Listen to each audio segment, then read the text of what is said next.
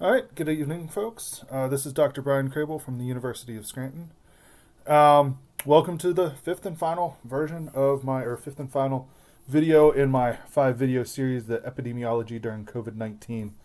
So in this fifth and final volume, we're going to go ahead and put things together that we talked about in the first videos and talk a little bit more specifically about the topic of the day, which is coronavirus or COVID-19 or SARS-CoV-2. So I look forward to doing this video and hope everybody takes something away from it. Okay, just to orient you as to where we've been. So video one was sort of an introduction to the series, to who I am, my motivations for putting this together. Video two, we talked about chains of infection, so how an infection spreads through the population. Video three, we looked at patterns of infection, so we really started to take a look at epidemiology and things like basic reproduction rate, or transmission rate, or infection rate. In video four, we talked about some of the social and cultural aspects of epidemiology. And I feel like in this video, what I want to do is put everything together so that we can sort of do a deep dive on COVID-19 and start to understand how some of these topics come into play, and I think are fairly important when we're talking about our response and our responsibilities around COVID-19. So what I'm showing here is an electron micrograph from the National Institute for Allergies and Infectious Disease, the Rocky Mountain Laboratories, taken very recently, just in February. And this electron micrograph shows the coronavirus. And I think when we look at it, we can start to see how coronaviruses got their name, right? And so we see this sort of crown, and again, coronus being the Latin of crown, and so we see this crown shape surrounding the virus. Now I want to highlight, right? We've known about coronaviruses for a long time. I have a colleague who I was talking to, and he mentioned that he's been teaching about coronaviruses in class for 30 years. And so I think what's important is to recognize two things. One, that coronaviruses are common. We've dealt with them before. But then I think the other aspect that we want to recognize is that this particular coronavirus, it's what's called a zoonotic infection. So it derived from an animal infection, particularly a bat infection.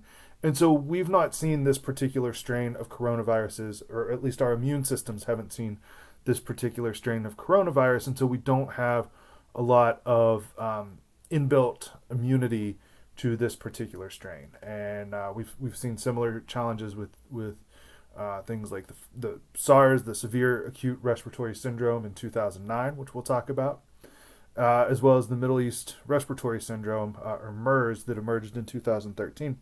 Both of them were zoonotic infections. Both of them were coronaviruses, and both of them originated in bats. And yeah, so hopefully we'll talk a little bit about all of that and put it together, and hopefully folks will take something away from this. Okay, so I just want to take a second and sort of orient my students and anybody who's interested, sort of orient you as to the coronavirus family. So the coronavirus family is a family of viruses. They're named for the crown appearance. So we saw this crown appearance using electron microscopy. It was fairly evident on the previous slide. You can see this diagram on the left-hand side, right? So we have the virus here. We have these structures protruding from the membrane that's surrounding the virus, and those give it its crown appearance. And so the coronavirus name comes from that crowned appearance. The coronaviruses are a family of single-stranded RNA viruses. So for us, our genome uses what's called double-stranded deoxyribonucleic acid, or double-stranded DNA.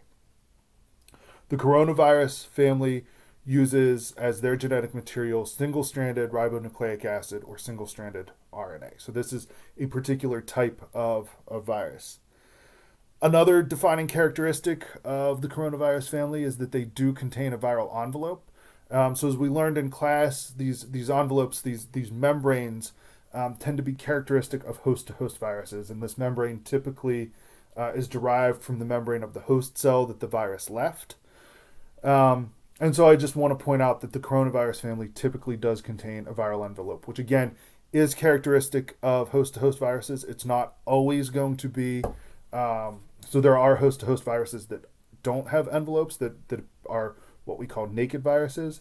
But in this case, the coronavirus does have a viral envelope, and this is consistent with the host to host propagation method that we've seen.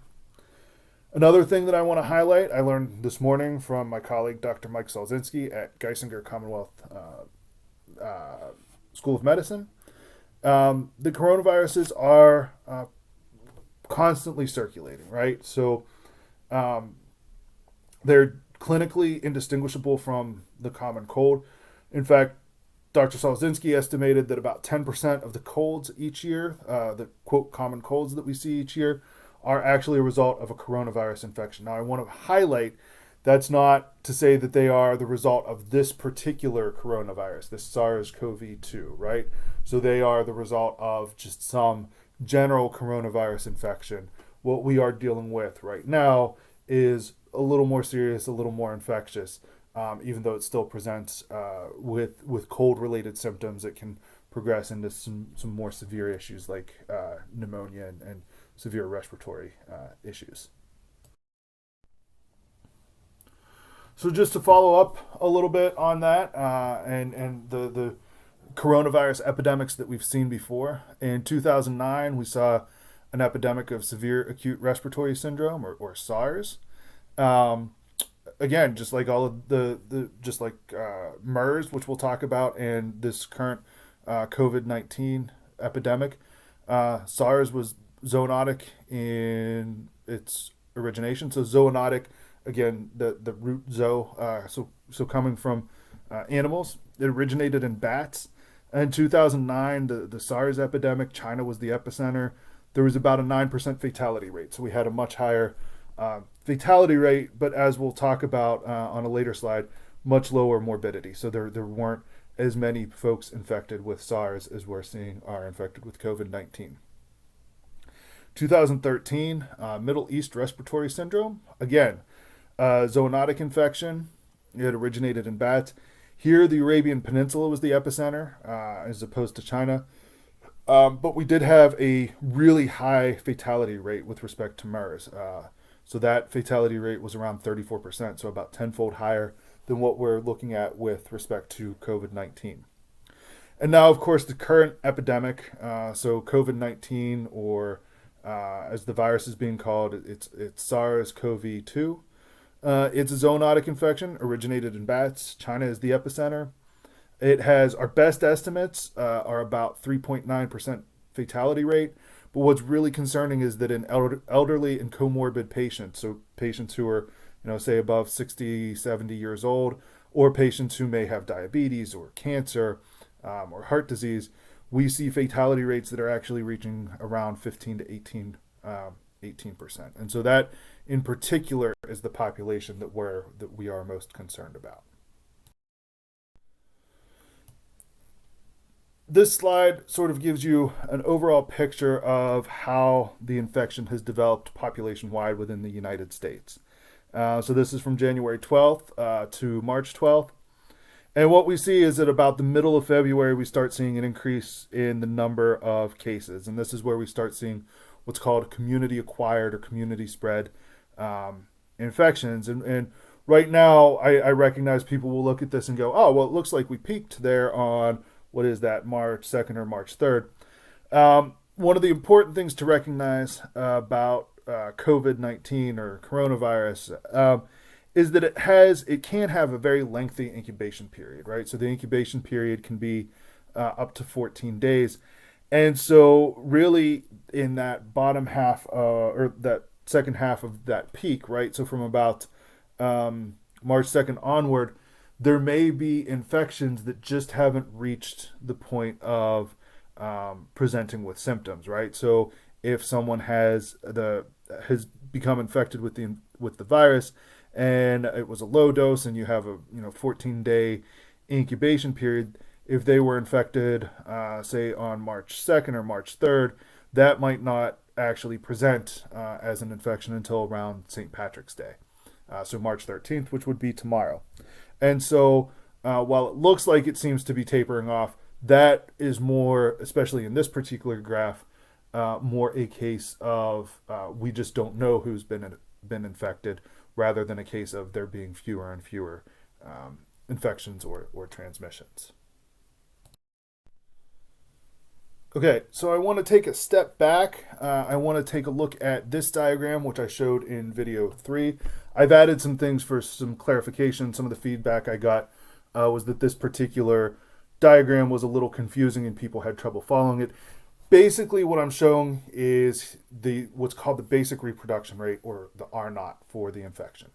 And so on the left-hand side in blue, we have the reproduction rate, or the number of new infections from an initial source, for something with an R naught of 3. This basically means that one person who becomes infected with that particular virus would go on to infect 3 additional people. Those 3 additional people would go on and infect 3 additional people each. And so what you really see here with an R naught of 3 is on day 0. So if you go to day 0 and go to the left to that blue index patient, or patient 0, and you see that particular patient then transmits the infection to 3 people on day 1.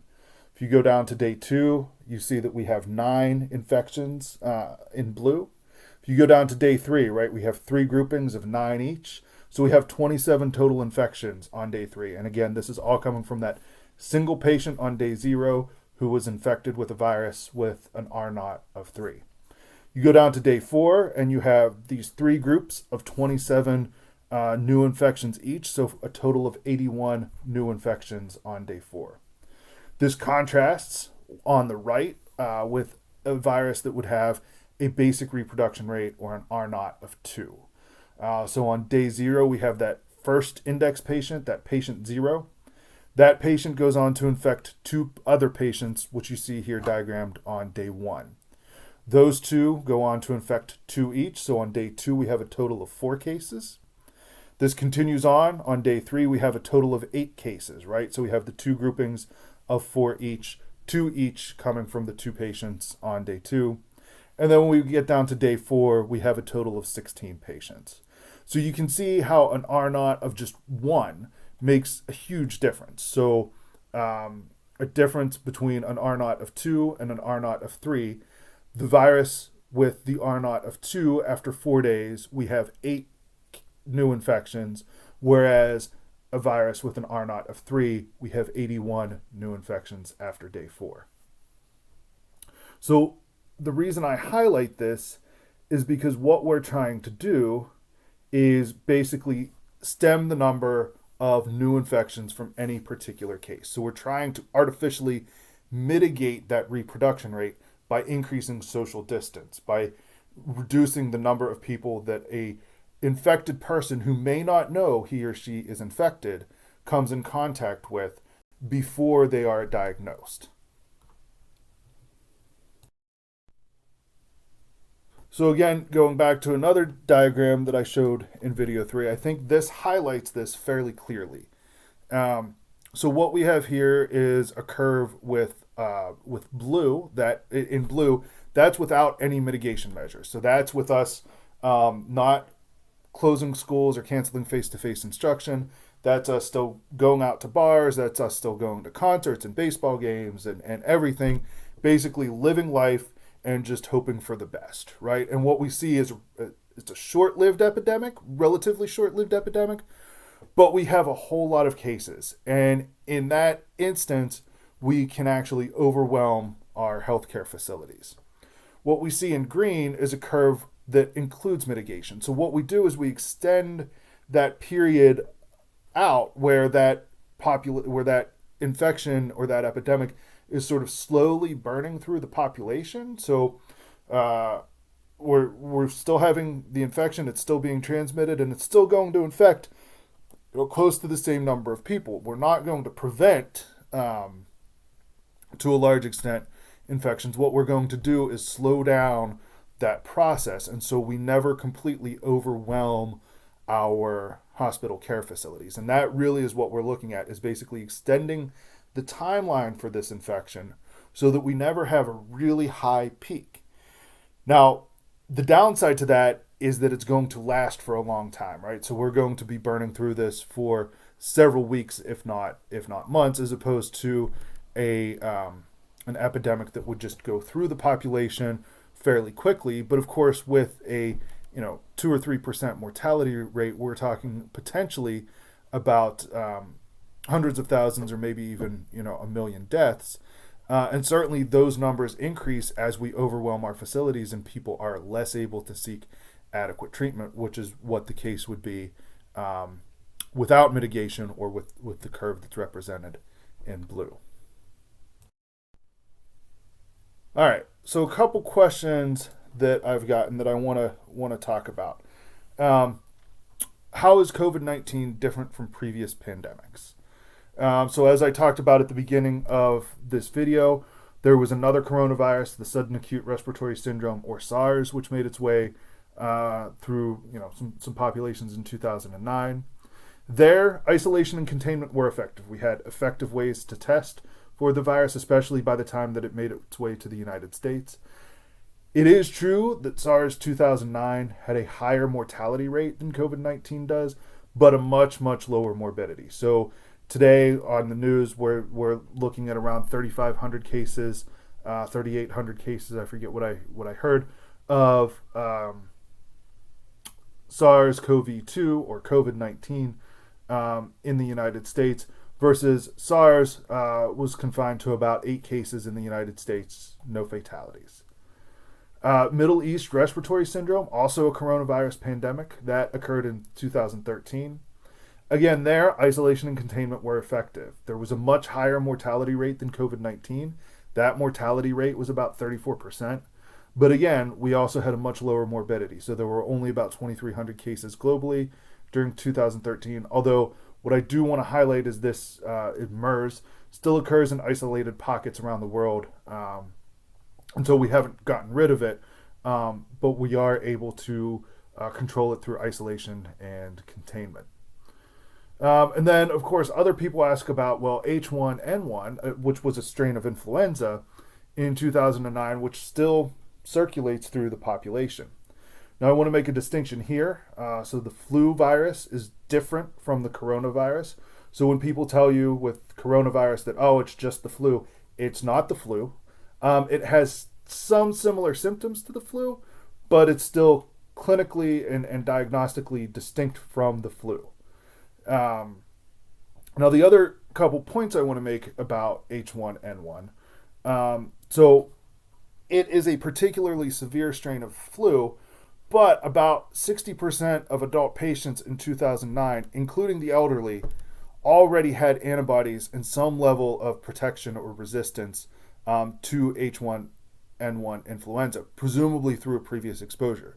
So in the case of H1N1, the population we were primarily concerned about were children and young adults who were what we call immunologically naive. So their system had not seen anything like H1N1. Their bodies had not had a chance to produce antibodies to H1N1. In adult patients, including the elderly, about 60% of adult patients, including the elderly, had seen infections at some point in their life to H1N1 or a very similar strain of the flu, and so they already had the antibodies. They already had some level of protection. With that in mind, I also want to clarify that H1N1 is still responsible for quite a few deaths each year. So it's not like we've taken care of H1N1, but we have developed our healthcare infrastructure with an understanding of how frequent H1N1, how frequently we expect to see it in a population. And so because we've developed and built our infrastructure around what we know, we're better able to deal with H1N1 throughout the seasonal flu cycle. Whereas what we're talking about with COVID-19 is if we don't do anything, we have a few weeks where there are just snowballing new infections, snowballing out of control, and then you have hospitals who are overwhelmed and are having to make decisions between this person gets a ventilator, this person doesn't, and how do you make those decisions in a fair and equitable manner? Really, when we're talking about sort of emergency type type situations and intensive care units that are being overwhelmed and emergency rooms that are being overwhelmed. Okay, so the last few things I want to talk about are the social and cultural outcomes of COVID-19 or SARS-CoV-2. So as many of you know, right, we are now, as of Friday, so I'm recording this on March 16th. On Friday, which was, let's see here, let me pull up my calendar. That was March 13th. The president declared a national emergency. So this provides additional funding. It provides for emergency licensure of physicians to work across borders. And there are a number of outcomes from this declaration, this national emergency declaration. So clearly, this has had a wide social and cultural influence. We have a lot of things shutting down, and we'll talk about that with respect to economic outcomes. Also, what we highlight with the social and cultural outcomes of COVID-19 are supply chain issues, right? So what is this deal with toilet paper? And so there are a number of layers here to unpack.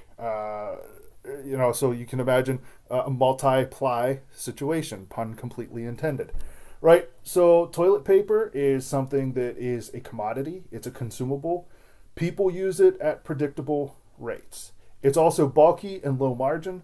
So stores that sell toilet paper don't want to store a whole lot of toilet paper because they might need a $20,000 warehouse to store $5,000 worth of toilet paper at any given time.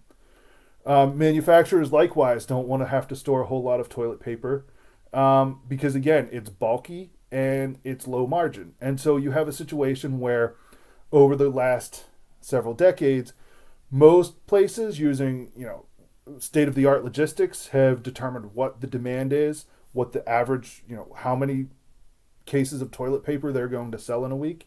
And so they've transitioned to what's called just-in-time manufacturing and just-in-time delivery.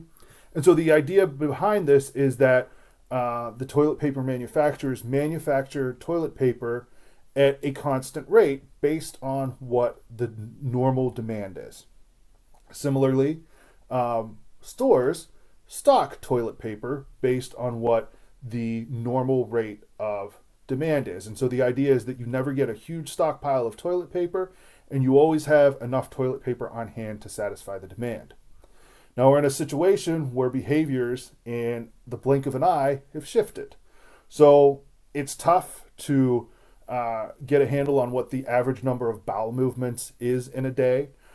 But so WebMD and a number of other organizations say it's somewhere between 3 bowel movements a week and 3 bowel movements a day. So let's just take 2 bowel movements per day as sort of our target, right? And so most people, or many people, I shouldn't say most people, but many people will probably, do 1 bowel movement at home each day, and then 1 bowel movement at work each day.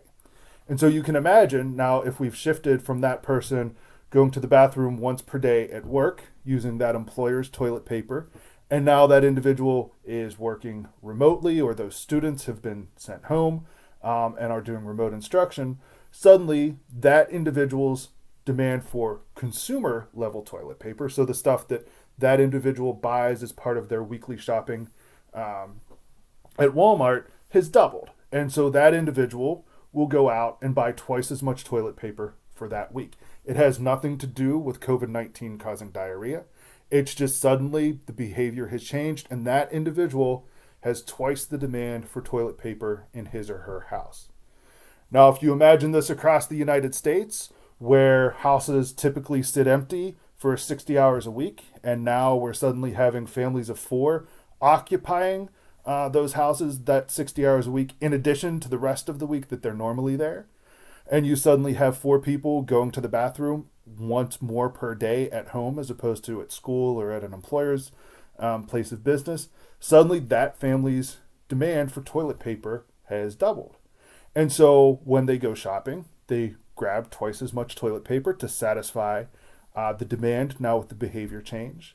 And then when others go out and they see the toilet paper shelves are depleted, they suddenly buy twice as much as they would to accommodate their 2 times the demand, right? So they went out with the intent to buy the new demand for their toilet paper, and now they buy 4 times what they ordinarily would because they panic when they see the shelves are empty. I'm no different, right? So fortunately, I bought toilet paper shortly before the toilet paper shortage, but I'm starting to run low. You can bet that when I'm at a store and I see toilet paper in stock, I'm going to buy certainly more than I think I'll need just to satisfy the concern that they might not have toilet paper in stock. So I think this is really an interesting highlight of why of how diseases interact with social and the social structure and cultural structure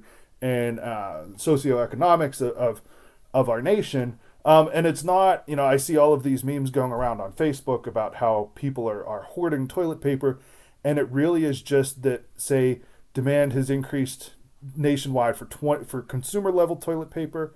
Demand has increased maybe 20%, but that the supply chain is not prepared to deal with a 20% increase overnight in the amount of toilet paper that's needed for people's homes. The other economic outcomes, right? So we all recognize schools and colleges are closed, sporting events are canceled or postponed, travel has been disrupted, the stock market has crashed from a high of 28 or 29,000 down to it closed today just above 20,000. So there are going to be a lot of impacts from this for the foreseeable future. Okay, so with that, what recommendations do I have? Of course, so typical CDC guidance: wash your hands. Make sure you wash your hands for 20 seconds. Alcohol-based hand sanitizer is fine in a pinch, but again, nothing beats good old-fashioned hot water and soap. Increase the distance between folks, right? So the CDC recommends 6 feet between everybody. That's probably a pretty good rule of thumb. Avoid large gatherings. So the administration today announced no gatherings larger than 10 people. And, it's going to be rough. We're going to get through it.